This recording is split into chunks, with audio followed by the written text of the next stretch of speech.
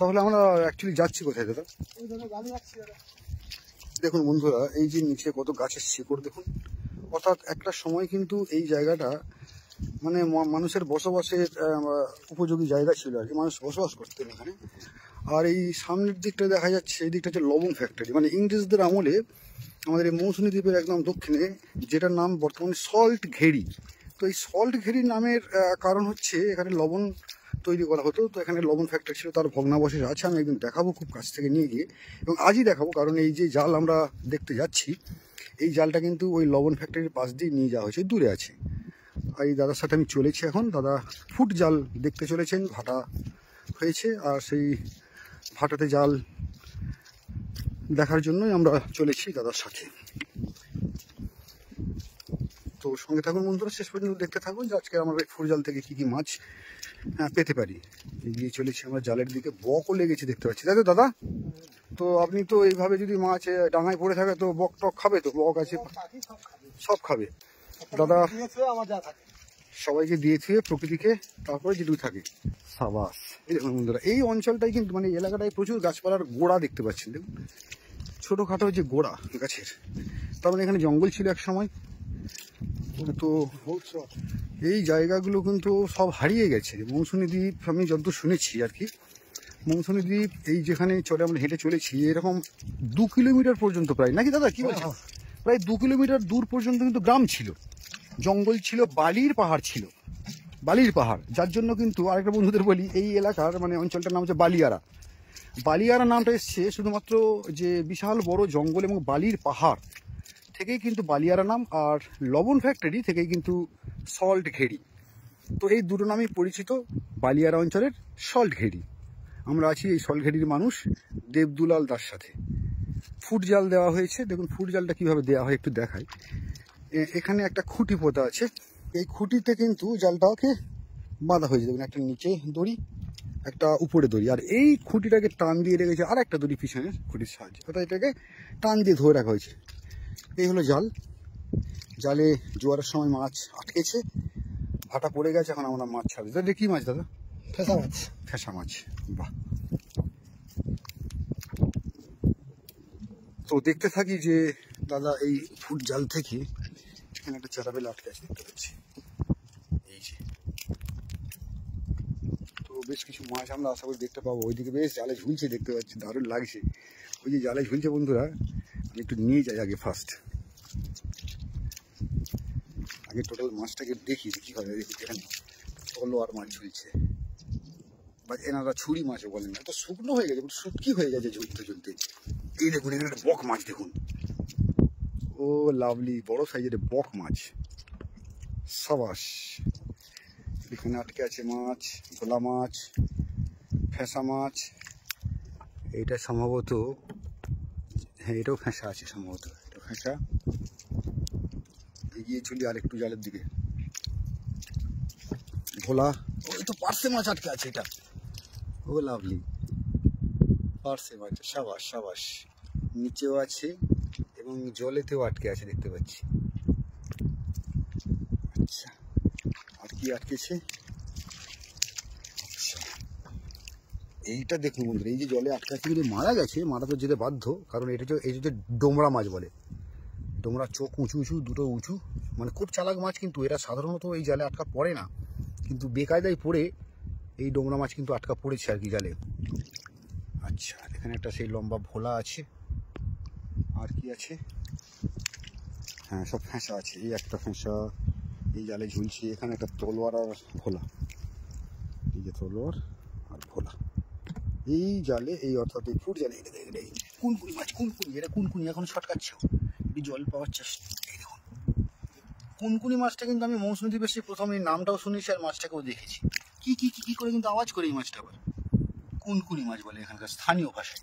আমি জানি না কি নাম এর, যদি আপনাদের কোনো অন্য কোনো নামে এই মাছটাকে জানা থাকে বা চিনে থাকেন বলতে পারেন।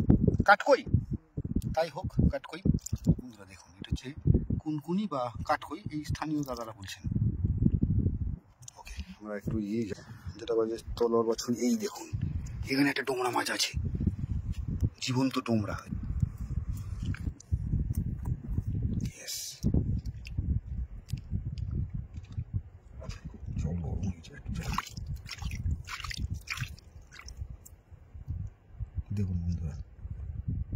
এটা হচ্ছে ডোমরা মাছ।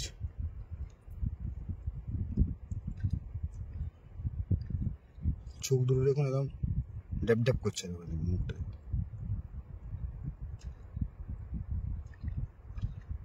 খুব সুন্দর টেস্ট কিন্তু, আর খুব চালা। আমার জলের উপরে এইটুকু ভাসে, কালো যে অংশটা দেখাচ্ছে এই দেখুন, এই যে অরিজিনাল যে কালারটা দেখবেন, এদিকে যেমন পুরোপুরি হোয়াইট সিলভার কালার, কিন্তু এখান থেকে ধীরে ধীরে কিন্তু ব্ল্যাক হয়ে যাচ্ছে। অর্থাৎ জলের উপর যখন ভাসে এইটুকু অংশ দেখা যায়, ওটা বোঝা যায় না।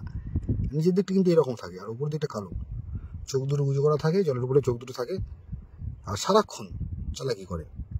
আজকে কিন্তু চালাকির শাস্তি পেয়েছি। দেখি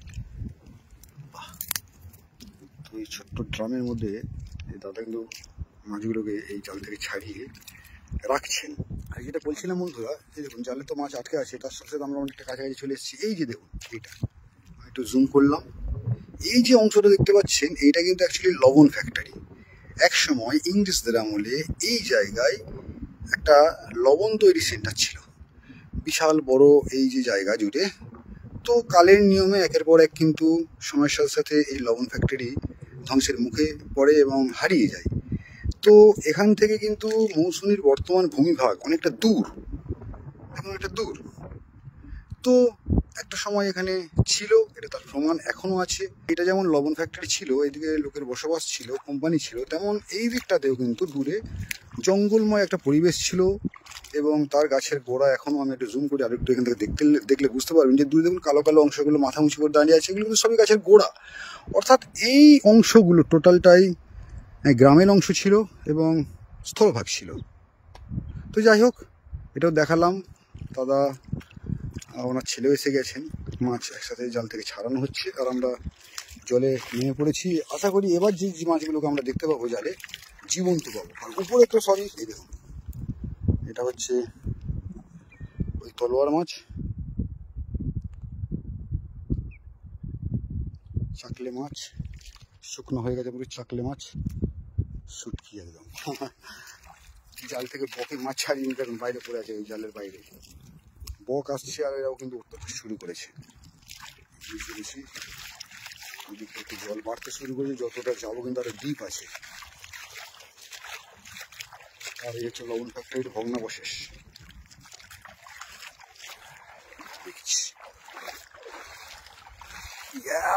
লাভলি লাভলি, সামনে একটা অদ্ভুত জিনিস দেখতে পাচ্ছি বন্ধুরা, অদ্ভুত জিনিস। এখানে যেমন মাছ দেখতে পাচ্ছি, সামনে কিন্তু একটা অদ্ভুত বড় বক মাছ। ওরে সাবাস, এই দেখুন ফুট জাল, যাকে এই জালে কোনোদিন দেখিনি, এত বড় বক মাছ। কালারটা দেখুন, ও অসাধারণ। এটা যদি জীবন্ত অবস্থায় পেতাম তো দারুণ একটা মজা। কত বড় এর মুখটা দেখুন, বকের থেকেও বড় ঠোঁট মনে হচ্ছে। সাবাস সাবাস। তো অদ্ভুত এই প্রকৃতির সৃষ্টি, অদ্ভুত তার কারুকার্য, বৈশিষ্ট্য। এক এক ধরনের জীবের এক এক ধরনের বৈশিষ্ট্য নিয়ে তারা লড়াই করছে, তার মধ্যে তারা ফেঁসেও যাচ্ছে। আমরা এগিয়ে চলেছি মৌসুমীর খুবই চর, নিচে বালি, আমরা বালির উপর হেঁটে চলেছি। আরো একটা জিনিস দেখতে পাচ্ছি বন্ধুরা, ওই যে দূরে দেখতে পাচ্ছি, দাঁড়ান নিয়ে যাবো ওখানে। তার আগে দেখাই যে এখানে তলোয়ার মাছ পড়েছে। এটা কি মাছ আছে? ও ফ্যাসা মাছ। আর সেই যে লম্বা জাল দূর থেকে দেখুন বন্ধুরা, দাদারা দেখে দেখে জাল এগিয়ে আসছেন। এবারে কিন্তু একটা জিনিস দেখাবো, এই দেখুন চাকলে মাছ, সেটা এই যে সামনে আরো একটা বড় বক মাছ। এগিয়ে চলুন, লাভলি লাভলি, বাহ দামও আছে নিশ্চয়ই। সাবাস দেখুন বন্ধুরা, সাবাস সাবাস, অসাধারণ কালার। মানে এই নীল জলরাশির উপরে যখন এরা চড়ে বেড়াবে তখন কিন্তু বুঝতে পারবেন না যেখানে মাছ আছে। এইটা কিন্তু পুরো ওশান কালার, একদম ওশান ব্লু। ও ঠোঁটটা দেখুন কত বড়, চোখ দেখুন, তো পুরো এই বক মাছ। আবার শেষের দিকের কালারটা কিভাবে চেঞ্জ হয়েছে দেখুন, হালকা লালচে ব্যাপার আছে, অসাধারণ। তো এর যে ডিজাইনার, সত্যি প্রশংসা করতে হয় তার ওনাকে, অদ্ভুত কারুকার্য দেখিয়েছেন সৃষ্টিকর্তা। আমরা খুব খুশি হচ্ছি ওনার কাজ দেখে। এগিয়ে চলেছি জাল দেখতে দেখতে, প্রায় 1 হাঁটু জলে আমরা নেমে পড়েছি। জল বাড়ছে ধীরে ধীরে, গভীরের দিকে আমরা চলেছি। সঙ্গে থাকুন বন্ধুরা, শেষ পর্যন্ত দেখতে থাকুন এই জালের শেষ পর্যন্ত কি কি মাছ আমরা আটকে থাকতে দেখলাম। চাকলিটা দেখতে পাচ্ছি খুবই পড়েছে, ছোট ছোট চাকলি।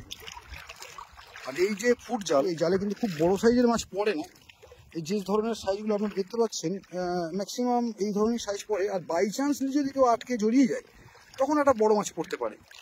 তো মোটের উপরে এই দিকে তো আর মাছ দেখতে পাচ্ছি না, জাল তুলে তুলে তবু দেখার চেষ্টা করছি। ওকে, ওই দিকটায় ভালোই মাছ আটকেছিল। এবার নিচে আছে, এখান থেকে অনেকটা ডাউন আছে।